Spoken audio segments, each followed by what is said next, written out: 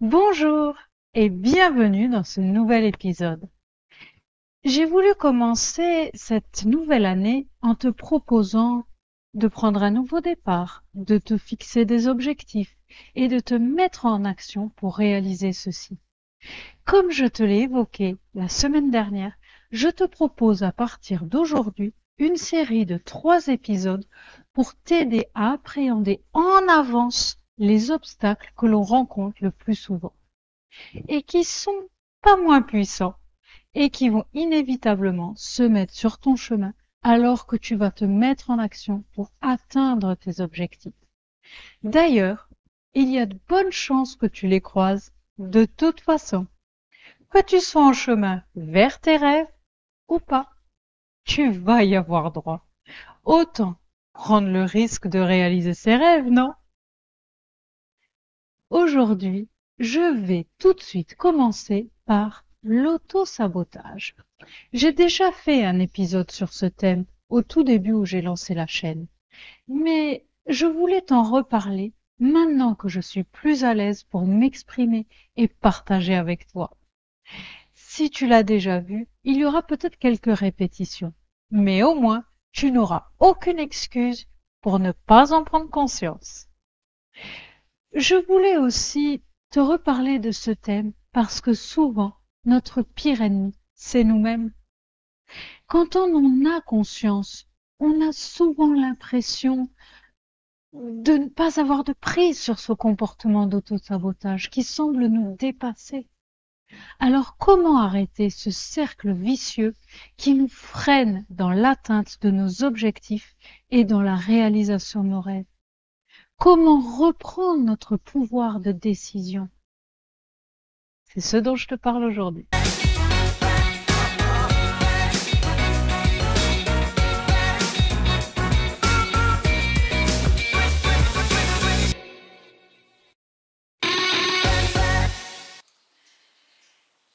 Si tu ne me connais pas encore, je me présente. Je suis Chantal, coach certifié en développement personnel. J'accompagne les femmes à se relever de situations difficiles, à oser rêver et à faire de leurs rêves leur réalité. Sur cette chaîne, je te propose de prendre un temps pour toi et j'aborde des thèmes d'introspection pour te permettre d'apprendre à mieux te connaître et pour savoir mieux où tu veux aller. Ton rêve étant ta direction. J'ai identifié 3 obstacles très courants qui nous empêchent d'atteindre nos objectifs. Il y a la difficulté à surmonter nos peurs et notre volonté de ne pas échouer. Ça, nous le verrons dans les prochains épisodes. Aujourd'hui, je voulais commencer par l'auto-sabotage. Il s'agit de se créer des problèmes inutiles et qui interfèrent avec nos objectifs.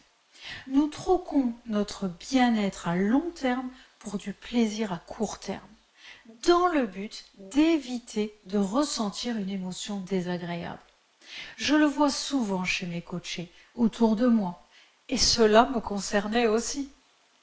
On a l'impression que c'est un comportement dont on est victime, alors qu'il faut le dire tout de suite, même si ce n'est pas agréable à entendre. Ce comportement est une action. C'est une façon de réagir à une émotion. Et c'est primordial de le comprendre. Parce que du coup, nous pouvons en prendre la responsabilité et agir dessus.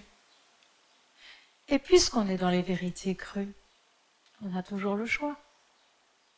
Donc si tu t'auto-sabotes, quelque part, tu fais ce choix-là. Je sais que c'est très dur à entendre.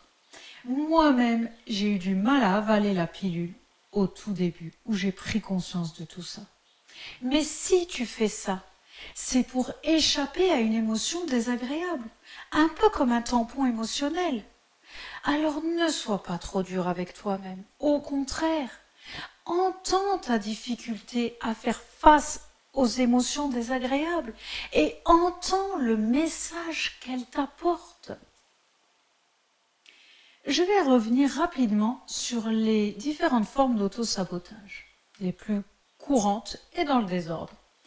Il y a la procrastination. Par peur d'échouer, on remet à plus tard tout ce qui pourrait nous amener à aller vers notre but.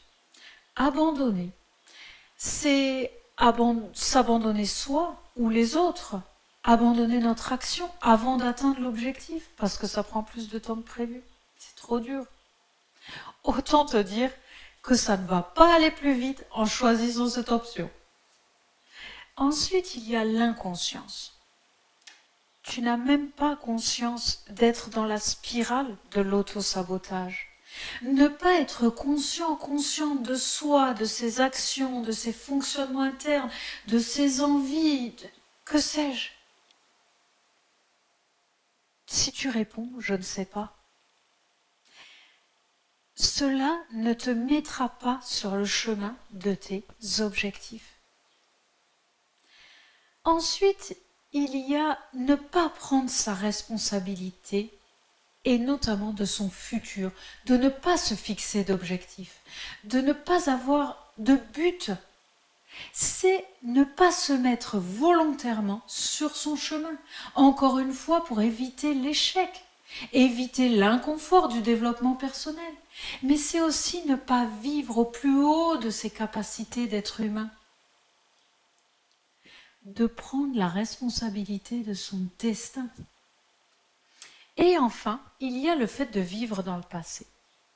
C'est mettre ton énergie à ressasser ce que tu as fait, de bien ou pas, dans le passé, d'être nostalgique. Et pendant ce temps-là, tu ne mets pas d'énergie dans le moment présent pour te créer un futur. Le problème de l'auto-sabotage, c'est que ça devient un comportement habituel qu'on ne remarque même plus avec le temps. Cela devient une partie de notre identité que nous ne remettons pas en question. Je vais te proposer quelques phrases.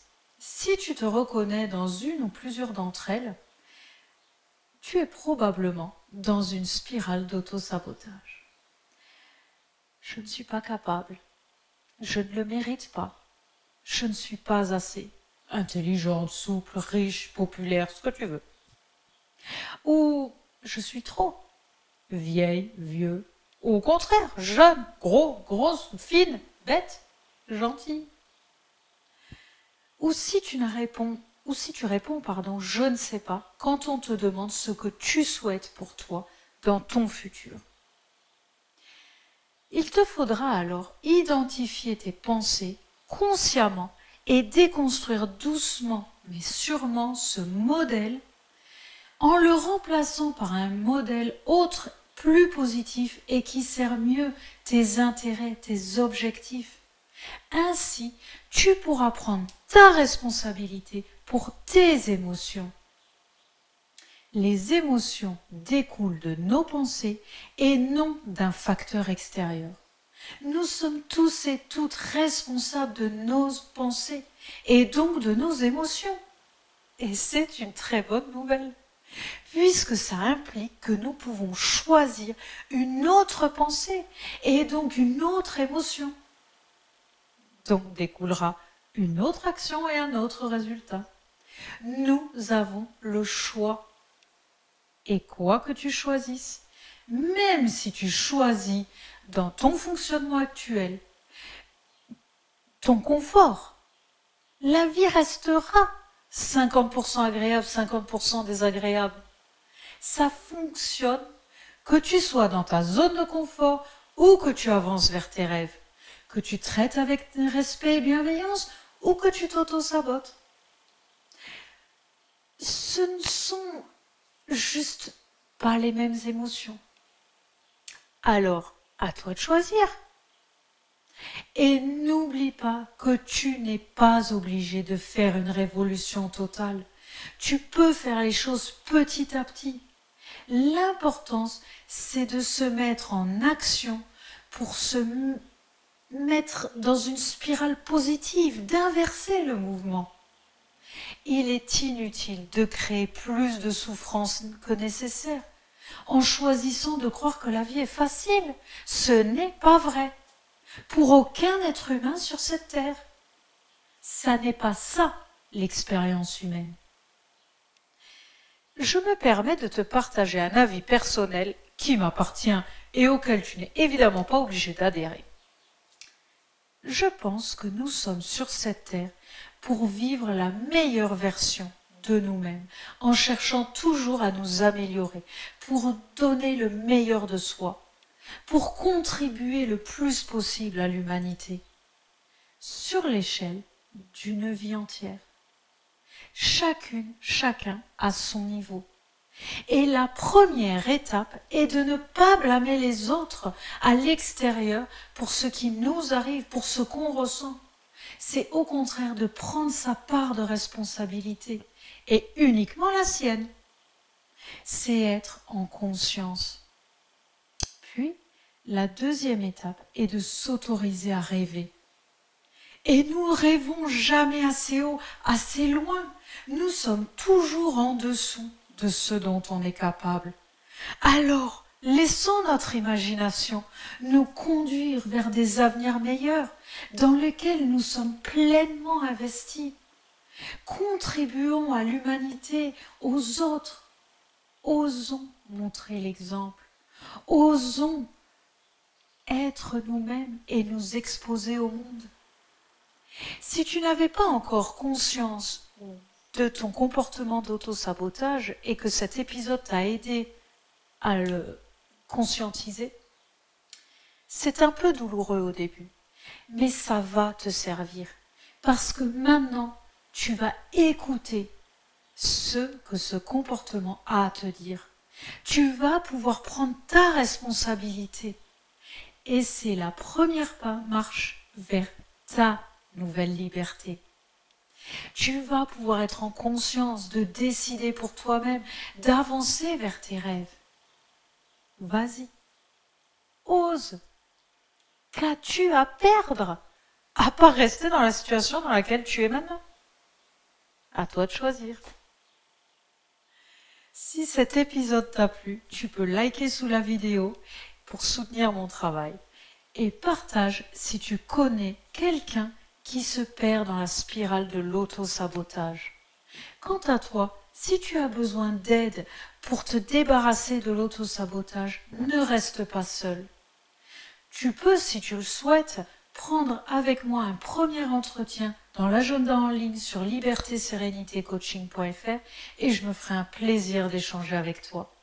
Je te donne rendez-vous vendredi prochain pour un nouvel épisode, toujours sur le thème des barrières qui nous empêchent d'avancer vers nos rêves.